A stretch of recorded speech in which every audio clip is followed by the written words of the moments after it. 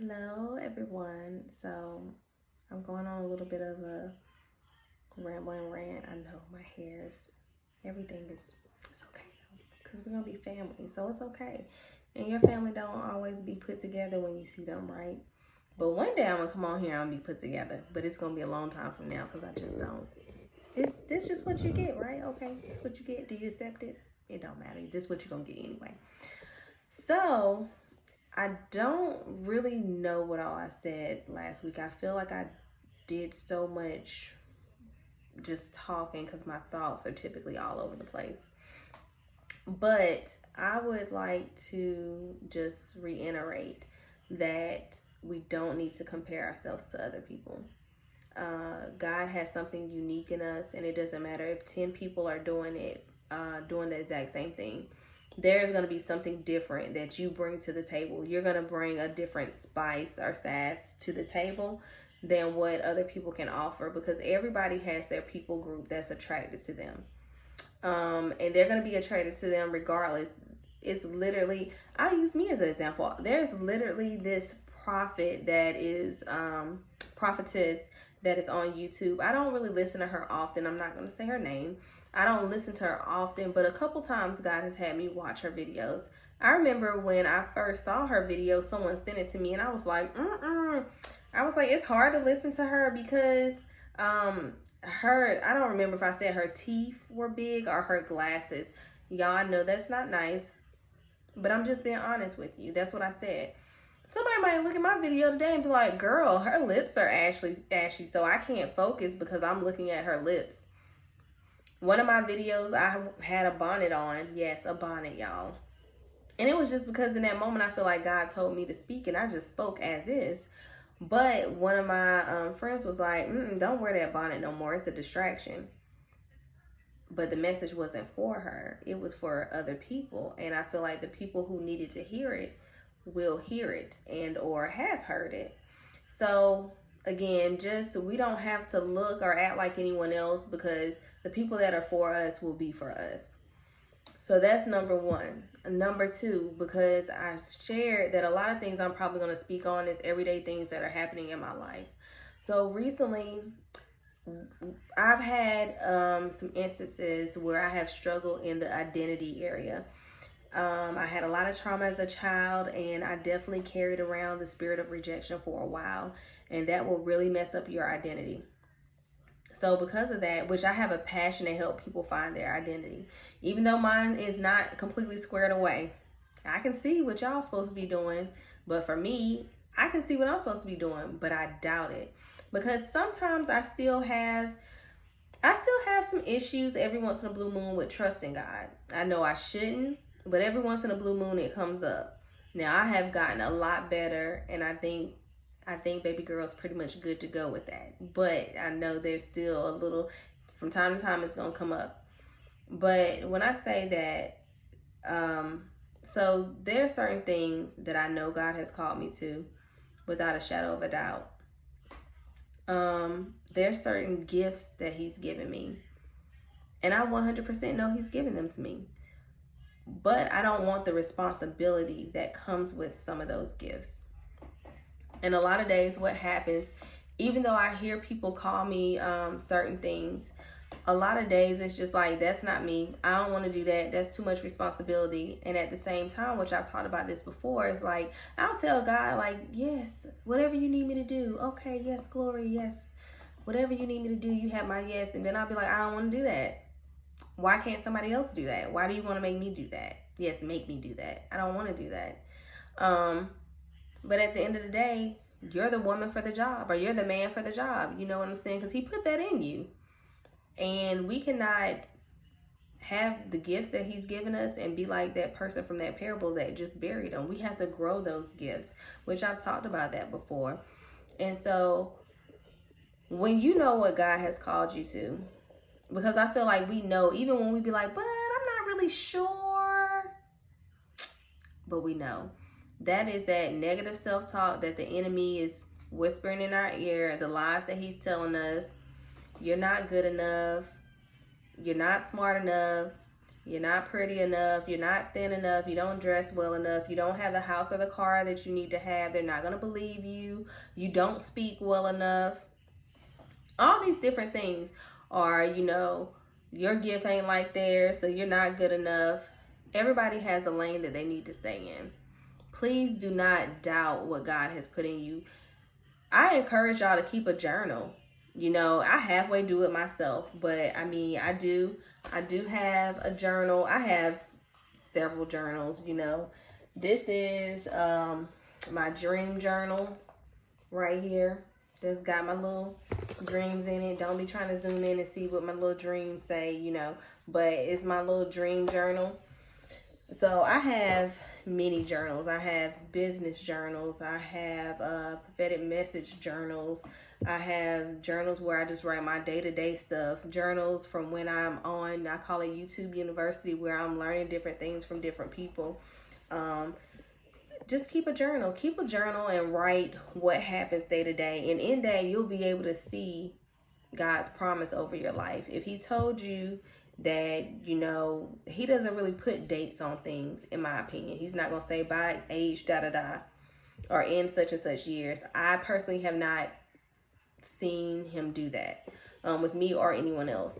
But if he tells you that you're going to have ABC business, then you're going to have ABC business. Keep hold to his word. Write it down. And then begin to write down the strategic vision or plan that he's giving you. And just watch it unfold. It might be a slow unfold, but watch it unfold. Maybe he's trying to get your partners together. Maybe the people you're supposed to partner with, they're still growing. They got some growing to do. You don't want them to come to you prematurely ready and then y'all business sink. So you just never know. But just write it down so that you can remind yourself, like, okay, God told me this. This is what I'm going to do. Because there's honestly so many of you that have beautiful ideas, beautiful business plans, and you know that it's from God when it is an answer to something that needs to take place. So many of you have visions and ideas of rehab centers, different ways to help homeless people, mobile showers or mobile bathrooms and different things like that to help homeless, grooming centers for animals and for, people, grooming hairstylists or whatever it is. You know what I'm saying? So many of y'all have these ideas because a lot of people may think like, oh, dog grooming, that's mobile. Who cares about that? What that does is for the pastor, for the apostle, for the educator, whomever, that frees up their time because they don't have to take their dog or their dog's pets, whatever, cats. They don't have, I don't know, cats have to get groomed, I don't know. But they don't have to take their animals anywhere to get groomed. They can do it from the comfort of their home. So the 30 minutes that they take to do a YouTube video, their dog can be out getting groomed and they don't have to worry about their dog, whatever the case may be. Or somebody may have their car in the shop, and if somebody can come to their house and do their nails or their feet. A lot of us think that those type of things are not God ideas because it's like, oh, it's just nails and hair and feet. You don't understand how beneficial that is to the kingdom. That's very beneficial because what you're doing is you're helping someone's time management. Somewhere there are people who are willing to pay for that service. And people that do those type of mobile services, please include your gas, okay? Don't just assume that people are going to give you tips. People should be giving you tips, but everybody doesn't think like that. Please, please, please include your gas in your service and the time that it takes you and the potential wear and tear on your car. You need to factor all of that into your pricing. I feel like so many of us, when we jump into these businesses, because we have these good hearts that we're like, oh, I don't want to charge too much. Oh, I don't want to overcharge. But you have to charge for your service because you have to eat. You know what I'm saying? If it's a ministry, that's a little bit different. But if you're making it your business, then you need to charge. I hate to be the one to tell y'all, but y'all have to charge. Can't be doing stuff for free because that's how it's going to be. You have to teach people how to treat you. And if you start off that way, it's going to always be that way. But yeah, y'all have something in y'all. Y'all know who y'all are. But seriously, don't compare it to other people. And please allow the idea to be birthed. Please don't get scared. If you have friends or family around you that's always being negative, like, oh, that's too difficult, oh, I can't see you doing that, but you know that God put that in you, respectfully, stop talking to them. Not stop talking to them like permanently, but don't tell them your business when it comes to your vision and your dreams that God has given you. Because some people are going to be out to get you. Some people just don't want to see you successful. And let's be real, the enemy can use anybody. We don't want to think that the enemy can use our kids, our sister, our brother, our mom, our father. But the enemy can use anybody. So, you know, the enemy can have somebody say something, oh, that's a stupid idea. And that could crush you. And you may not want to do anything anymore. I've had that happen to me. Now, it was a stupid idea, though. The first one that I came up with. I'm going to tell y'all what it was. I was in college and I wanted to open a club, a nightclub, and I wanted to have a strip club at the top. Stupid idea. But what that did, my friend didn't believe in me. And what that did is it crippled me. And it made me feel like I could never open a business. Right after that, God placed in my heart that he wanted me to open a nonprofit. I was like, child, no. Not I, said the cat. But I started doing some movement, but then I was like, oh my God, you gotta have a board. I can't trust no people. They can overthrow you and just all these different things. And yeah. All these different things. And I was just like, it's not for me. And I felt like because I didn't accomplish that other plan, and I felt like because my best friend didn't believe in me, I was like, I can't do this. You know, and I held on to that lie for so many years, like I can't do this. And so I did end up having a successful business. It wasn't the best business to have, but it was sure enough successful, okay? But that restored my faith, and it was like, okay, sis, you can do this. Now I'm still walking around dragging my feet, but you guys can do this. Surround yourself with like-minded people. Surround yourself with business owners. Go out to pop-up events or find people on these social media platforms and connect with them. The worst thing people can say is no or not respond. You know what I'm saying? Ask people, hey, do you mind mentoring me? Can I shadow you? Do you offer a class? Whatever the case is. Let me tell y'all something, okay? I went to a conference this weekend. I help out a woman with her deliverance ministry. She walked me through deliverance, and now I help her. I love it. I love it. But we went to a church, and she taught, and you know, we prayed and did deliverance at the end. I'm an intercessor of prayer. That's one of my gifts. I love it. And there was a girl, God gave me a word, and I talked to her. And then I opened up. It's not easy. I mean, not hard for me to open up, but I was telling her some scenarios to help her, you know, about like, hey, I've been here. I know it's hard when God removes friends from your life that you didn't think would be gone, different things like that. We were just talking. And I told her some things about me and identity, and like I get nervous because I'd be like, that ain't who I am. That's not what I am. And she just so gently, such a soft voice, was like, can I pray for you? You sure can. Because I already knew it was about to be fire. I already knew she had that heat for me. I already knew the Holy Spirit had given her something, and he was getting ready to get it on out. Y'all, she spoke to the identity issues. Because my identity issues don't run deep anymore. But, you know, they're surface level, but they're there. She spoke to those, and, you know, was like, you know who you are. You know your name. And you don't have to announce who you are when you walk in a room. You know, just be who you are. It was powerful, and I loved it. And it was exactly what I needed. It was what I needed. And we friends now. We're not friends yet, but we're going to go have some dinner in 2 weeks. We're going to go hang out. We're going to get to know each other. But that's exactly what I mean. Divine friendships and relationships. That's something I've been praying for. But you got to step out there. Because after she prayed for me, I was like, girl, we finna be friends. You know, I'm that adult that's going to be like, you want to be my friend? I did the same thing to somebody on TikTok. I was like, girl, you looking for some kingdom friends? Because I like her spirit. I liked her personality. I like what she represented when it came to the kingdom. I like who she was. I like that she was confident in who she was. And so I'm going to ask. I might be asking some of y'all one day, like, hey, I know I don't know you.